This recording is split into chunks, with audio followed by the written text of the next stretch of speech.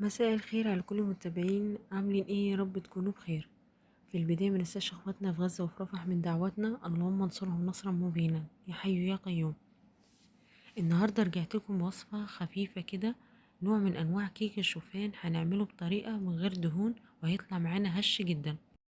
لكن قبل ما نبتدي وصفتنا للنهاردة ما تنسوش تعملوا لايك للفيديو وتضغطوا على زر الاشتراك في القناة لو مش مشتركين وتفعلوا الجرس، ونقول بسم الله ونصلي على الحبيب المصطفى ونبتدي وصفتنا.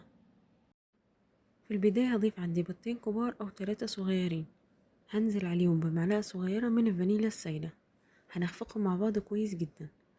بعد كده هنضيف عليهم كوباية من حليب خالي الدسم أو نصف دسم أو حليب نباتي، سواء كان حليب جوز هند أو حليب لوز حسب اللي انتوا متوفر عندكم. هنزل عليهم بكوباية واحدة من الشوفان حبة كاملة، ممكن تستبدلوه بدقيق الشوفان، وهنزل عليهم بنص كوباية من الجوز هند وهنخلطهم كويس جدا بالمعلقة.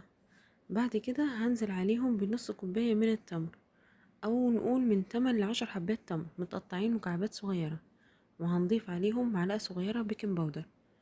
ممكن تستبدلوا التمر كمان بالزبيب، واللي مش حابب ان هو يضيف تمر او زبيب ممكن ان احنا نضيف عسل او دبس تمر.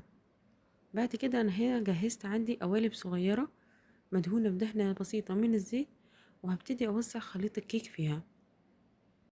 مش شرط ان انت تعملي نفس الشكل ده، ممكن تعمليها صينية كب كيك او ممكن تعمليها في قالب واحد، حسب المتوفر عندك استخدميه.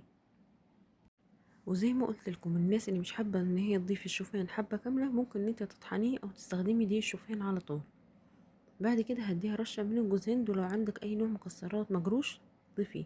في الوقت ده الفرن عندي متسخن على 180 درجة، هدخلها على الرف اللي في النص، هتاخد معايا من 15 ل 20 دقيقة. ده في حالة ان انا الفرن عندي شغال من فوق وتحت.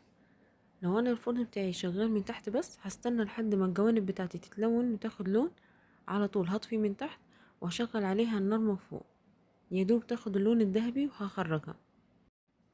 بصوا بقى قوام الكيكة معايا من جوه عامل ازاي، شايفين؟ خفيفة جدا.